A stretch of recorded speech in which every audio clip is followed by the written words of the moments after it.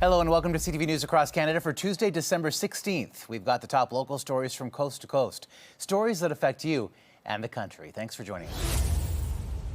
Sarah, just like with Jewish communities across the world, the beginning of Hanukkah was celebrated here in Barrie and Innisfil with heavy hearts, but also resilience, as they say they're determined to observe the holiday through joy instead of fear.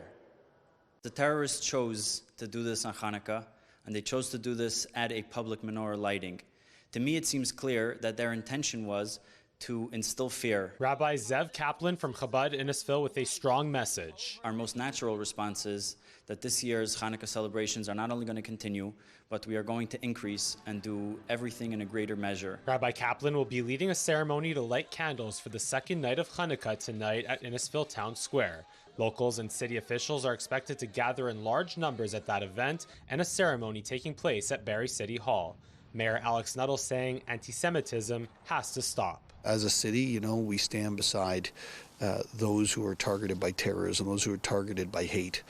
And certainly that's the message we'll be giving tonight. In a social media statement, MPP Andrea Kanjan shared her solidarity with the victims and Jewish communities across the world, adding, in part, "We must have zero tolerance for the rising tide of anti-Semitism.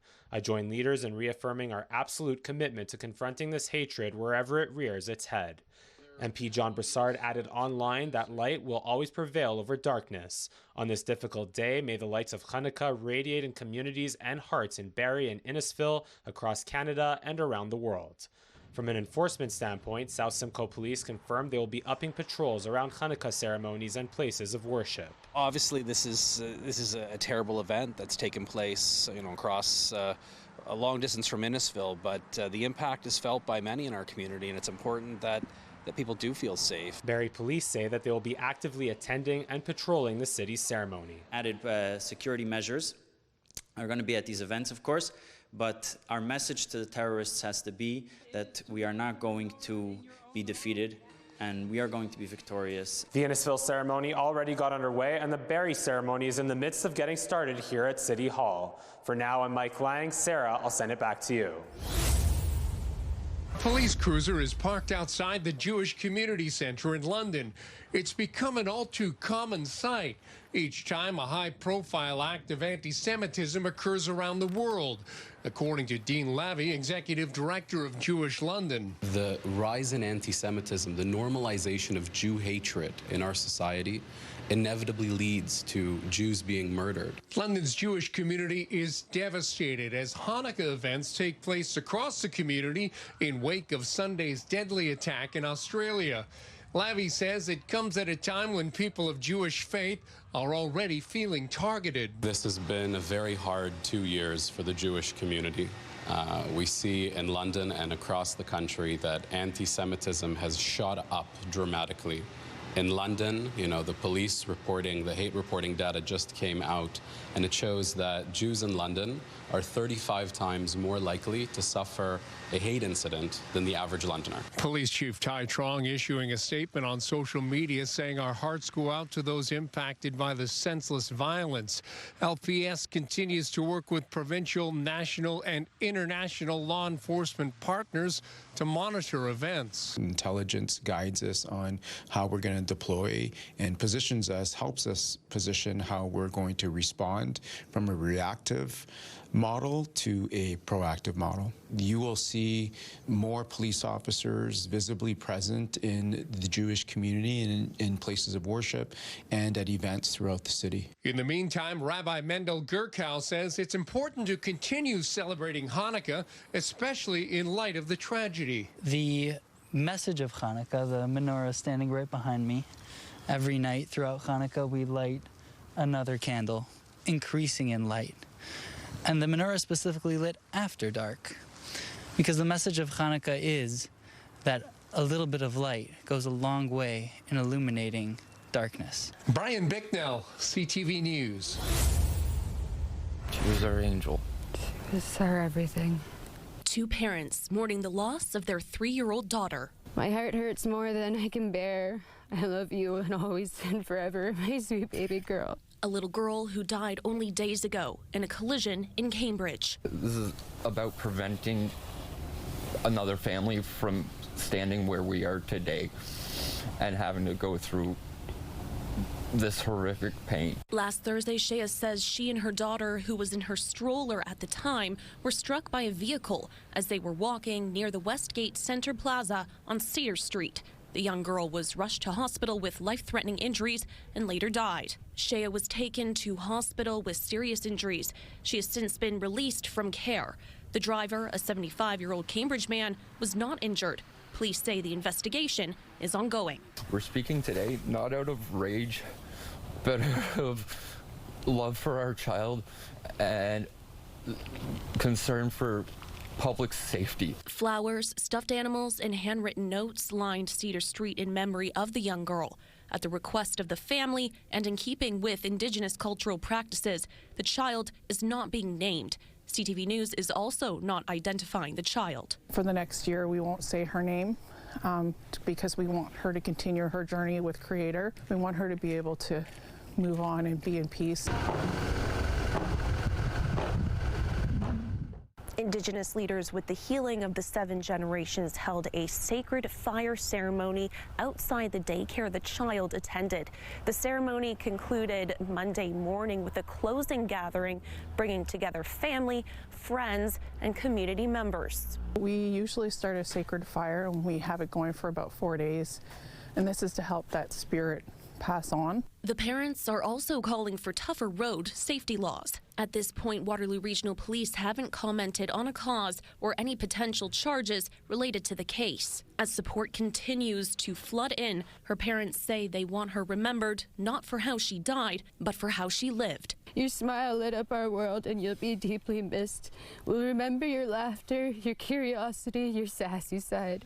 Rest peacefully, my little unicorn Winchie princess. Hannah Schmidt, CTV News, Cambridge. 3 families mourning the loss of young children. We do see flu-related deaths in children in Canada every year. This number, though, represents a very fast rise in the flu early in the season. Ottawa Public Health and the Eastern Ontario Health Unit announcing 3 kids between the ages of 5 and 9 have died after complications from the flu in the first 2 weeks of December. Children are known to be a high-risk group, especially children under 5 years old for flu. However, this year we're seeing a very rapid rise and a lot of severe illness. This year's strain is a more severe strain. Sort of the medical term is that it's more virulent. In other words, it causes more severe disease, including complications. And the complications can range from severe pneumonia, heart problems, brain problems, and unfortunately, sometimes death. In the first 10 days of December alone, CHEO saw 300 positive cases of the flu, a staggering increase from just 11 over the same time period last year. We're seeing it pretty steady here over the last few weeks. Pharmacist Jordan Clark busy giving out flu shots. There was also some talk earlier in the flu season that it wasn't a particularly great match, so I think that made people a little bit hesitant about getting vaccinated. What we are seeing is the people who have been vaccinated are getting much less sick or not getting sick at all versus those who aren't vaccinated. The Shalifu family has come together to get theirs. I think it's important not only for myself and my family, friends, but socially as well to protect everyone. To prevent the spread of the flu, in addition to getting vaccinated, health officials say to wash your hands, cover your coughs and sneezes, and stay home when you're sick. Worrying complications are severe trouble breathing, because often the severe illness is from pneumonia or a lung infection. Also, if a child is having difficulty staying awake, losing consciousness. CHEO says hospitalizations for the flu doubled in 1 week this month. We don't know the vaccination status of the kids who died or if they had underlying conditions. For the past year, 77-year-old Audrey Kane has to rely on portable heaters to stay warm at the Grand Moulin Seniors Home in Deux Montagnes. Last December, we lost the heat. Last year, the building's geothermic heating system failed completely, and despite months of repairs, the heat hasn't returned. Can't get them anymore. They don't answer their phones at the 5 floors above, 73-year-old Barbara McMaster is just as uncomfortable. When we're sitting in the evening with we have the heater going, but it only heats a certain area. You feel the cold coming from the patio doors. She and her husband also place space heaters in various rooms, aware of the fire hazard. In fact, several tenants stopped using them, saying some overheated and short-circuited the outlets. I asked the girl, I said, would you let your mother live in these conditions? She wouldn't answer me. The Deux Montagnes Housing Corporation is run by the city, and the mayor, Denis Martin, sits on the board. He says the town gave up on the geothermic system and is now retrofitting the building with natural gas heating. We ordered 3 new furnaces to heat this water. He says moving the roughly 50 tenants would prove impossible. Well, it's easier said than done. There's no places right now. Firefighters say space heaters can be dangerous. A third of all house fires are caused by their misuse. We ask the people to not manipulate those heaters and make sure that, so we gave a crash course to each tenant. There's now a sense of urgency. The seniors are regularly looked after by the CLSC and social workers who routinely take the ambient temperature. Then yesterday we had a social worker come in and say, if it gets worse than it is, have you a place to go? And that's what got me upset. The city says the new furnace could be operational in about a week for at least half the building. Not a moment too soon for tenants worried about upcoming cold spells. Stéphane Giroux, CTV News, in Deux Montagnes. The signs say it all. Many residents in the Sackville area don't want NB Power's proposed plant in their backyard, especially Gord Jones, who's lived here for 33 years. This is where I raised my family. I enjoy it here. This is my little paradise. Not planning on moving. A proposed 400-megawatt natural gas plant to be built by an American company has been in the works for months now. On Friday, Premier Susan Holt said New Brunswick may not have enough energy for everyone in the very near future. The Tantramar location was picked, she said, because of cost and not having any other real alternatives. I can appreciate and I feel the same that this is not an ideal site, but it doesn't appear that there is an ideal site. The proposed plant would be just a kilometer away from Jones. I say they should have thought of this sooner. I say there's all kinds of green power now. Why here? Of all places, why here? The Atlantic Wildlife Institute believes saying there are no alternatives is misleading. Its executive directors think the site was chosen because it can be built cheaper and quicker than elsewhere. And they don't feel like their environmental concerns are being listened to. They seem to have bypassed all of the normal checks and balances to protect our community here to the point of where we were blindsided. This literally was announced without the knowledge of anybody in this community or the town knowing about it. The town has been fighting it since day one, and last week council passed a motion expressing its opposition to the project. Representatives from NB Power will be here in Sackville on Wednesday night for a community information session. Both Gord Jones and Barry Rothfuss say they'll definitely be here. Derek Haggett, CTV News, Sackville, New Brunswick. I kept trying to walk away and he kind of just wasn't not letting me. A woman we're calling JP said she was approached last year on King Street in Toronto by a group of men, including this man, Justin Mark Aguiar. Open, hook, and close, and pull gorgeous women. Whose website describes lessons he gives on how to pick up women. Regular price for the top tier, thousands. I almost felt like I was in the middle of a live lesson right then and there. She says she declined his approaches. He took her phone and followed his own account on Instagram. From there, she got messages inviting her to huge parties. Bring all your girls. JP never went, but another woman we're calling Jay said she was invited to his apartment to find no party. What happened that night led to a charge of sexual assault against Aguiar. I was being cornered in a very uncomfortable position. We're not identifying these women because they're worried about backlash and because courts usually ban the identities of sexual assault victims. We've also spoken with a third woman who says she was sexually assaulted about 5 years ago, invited to his apartment with a similar story. When we got to his apartment. There was no one there. It was just us. Aguiar was charged with sexual assault then too, one of 2 charges he's faced before that were withdrawn while the courts faced tremendous backlogs during the pandemic. The woman wondering whether things would be different if her charge had gone before a judge or jury. It's upsetting, but I think it's also validating to hear that it's not just one, not just 2 cases, but now there's 3 charges. Aguiar's lawyer says the case was dropped after another man was acquitted of an allegation of sexual assault by the same woman at the same time. He says he plans to tell the court that Aguiar never sexually assaulted anyone. As for anyone thinking of taking a course like Aguiar's, JP says, There is a way to get girls. Be yourself, be kind, be genuine. because when that happens, all of these tactics may be unnecessary. John Woodward, CTV News.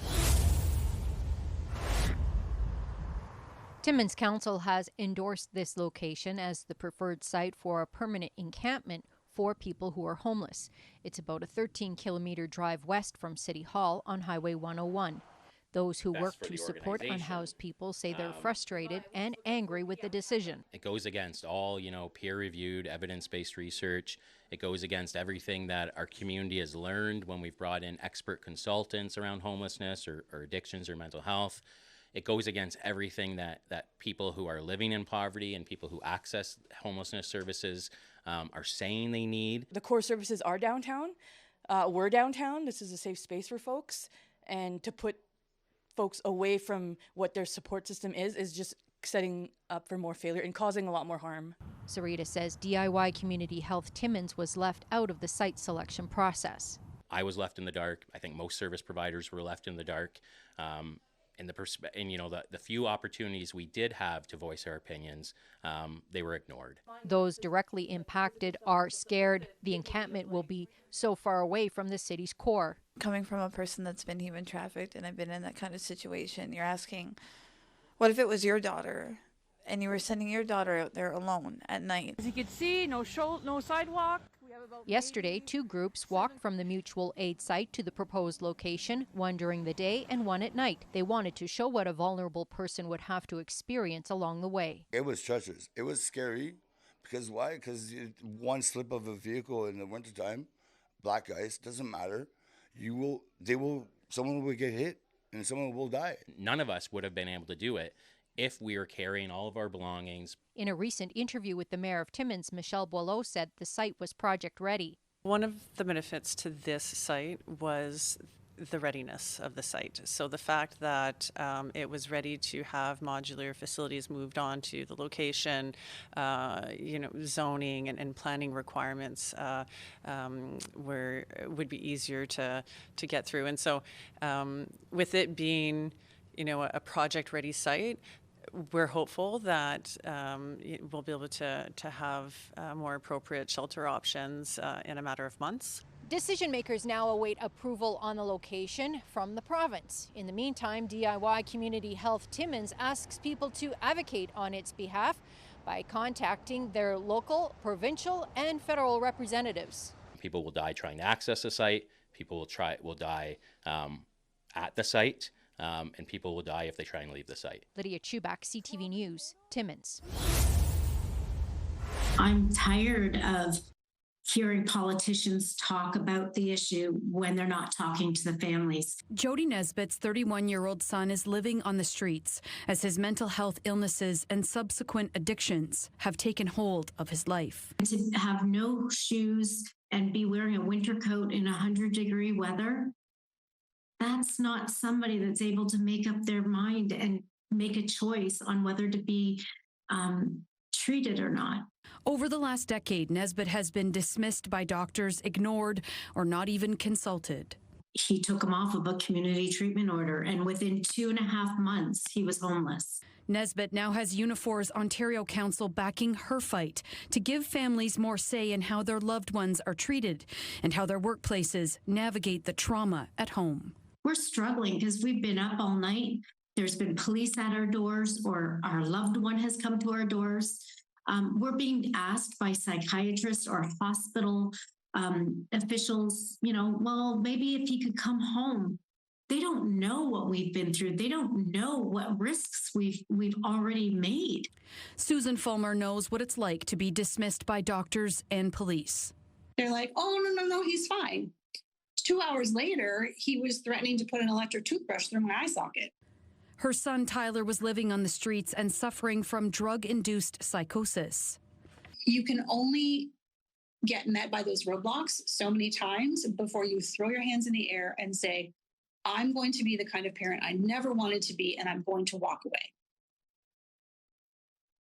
And I won't do that. Fulmer took it upon herself to find her son and bring him home.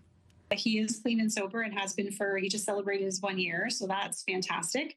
When he stays away from substances, then obviously the psychosis doesn't rear its ugly head. She believes if doctors and police had listened to and taken into account her valuable information about who their son is, he might have recovered sooner.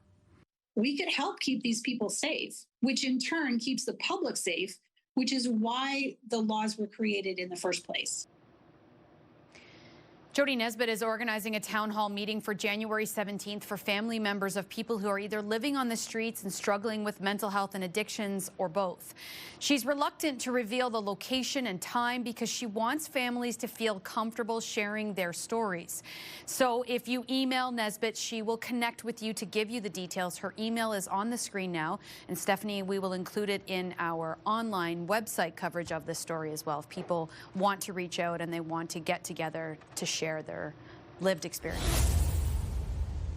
Provincial Auditor Tara Clement reviewed how the Ministry of Health oversees special care homes. She found Saskatchewan's 161 facilities are inspected once every 3 years, and over 30 homes have not been inspected in the past 4 years. The auditor's report noted Ontario, Manitoba, and Alberta conduct inspections more often and mostly without warning. But in Saskatchewan, care homes are given about 4 weeks' notice before an inspection. We did find instances where all of a sudden the care plans are updated. Doing unannounced inspections would be probably a better process to get a better sense and a true representation of what is the care that special care home is providing when the ministry goes on site. Clement also found 5 special care homes had critical incidents in 2023 and 2024, but were not inspected until 2025. The auditor is calling for more frequent and unannounced inspections. She says homes with serious incidents, poor quality indicators, or complaints should be prioritized. And if issues arise during an inspection, Clement wants the ministry to follow up. Right now, they're allowing those special care homes to almost